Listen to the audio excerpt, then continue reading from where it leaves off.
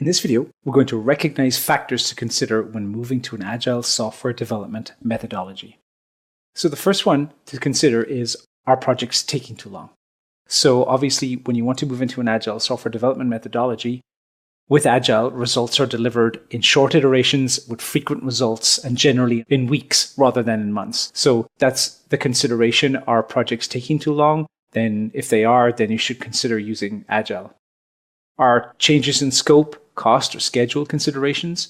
So with Agile, feedback and discussion happen daily and can be approved immediately. So changes to scope or cost or schedule, they're not cumbersome and they can happen really easily. Large numbers of defects. So if your current project maybe has a large number of defects, you might want to look at Agile because with each iteration in the process, defects are generally resolved quickly. The product is updated and then deliverables are released and then tested functionally. So it's the idea of failing quickly, which means that smaller and less frequent defects generally in the project. Inadequate communication. If you've got too many cooks in the kitchen, with Agile, team sizes are small, with stakeholders and lead developers comprising the core team. And then this can help facilitate communication between team members and decision making as well. Conflicts are also easily resolved and quickly resolved and tend to be handled at a more pragmatic level. And then resource dependencies. So things like QA, testing, etc. are dependent on one another before they can move forward. Then with Agile, all team members and decision makers are involved on a regular basis, and they've worked together throughout the iteration so it can speed things up.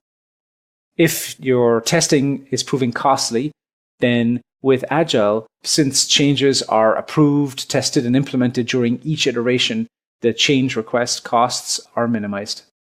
And then inconsistent workloads. So with Agile, the resources being the team members are generally more engaged and familiar with the product early in the process, that they're not waiting until a certain part of the product or project where they're working on it for a consistent period of time and then they're off it for another period of time. So those are some things with Agile that Agile can help improve and provide benefits to. So some of the questions to ask if you've made a decision to try and give Agile a try, some of the questions you could ask would be who, what, and how. So who in terms of who are the stakeholders, who will be the active people working in the project, do they have the capacity to participate in Agile, and who's responsible for completing the deliverables. And then with what, you could ask things like what changes are going to be needed to our current software development lifecycle, for example. Or are there any organizational changes that we'll have to implement in order to achieve a successful Agile implementation? Or maybe are there any cultural roadblocks that might come up, and things like what are you asking your IT professionals to deliver versus maybe operational professionals? And then finally, there's how, and this is probably the one with the most questions.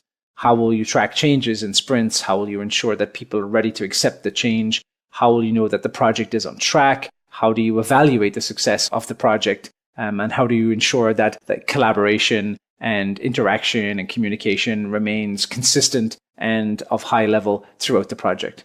So those are definitely some questions to ask when you're thinking of implementing Agile. And then finally, as well as that, you want to make sure that when you're implementing Agile, that it's always useful to get some outside expertise. So to bring somebody in and to bring in an expert on the team. So generally, if you're bringing in an expert, that expert should obviously understand Agile fundamentals. Even if you're training up an individual to be an expert, you have to ensure that they understand the fundamentals and have the mechanisms in place to be able to succeed with Agile. They also want to be able to identify and mitigate risk across the whole process, being it people or technology.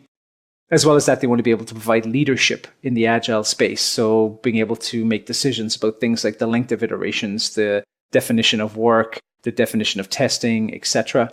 Also, you want to make sure that they can enable organization-wide collaboration. So you want to make sure that there's acceptance of Agile throughout the organization.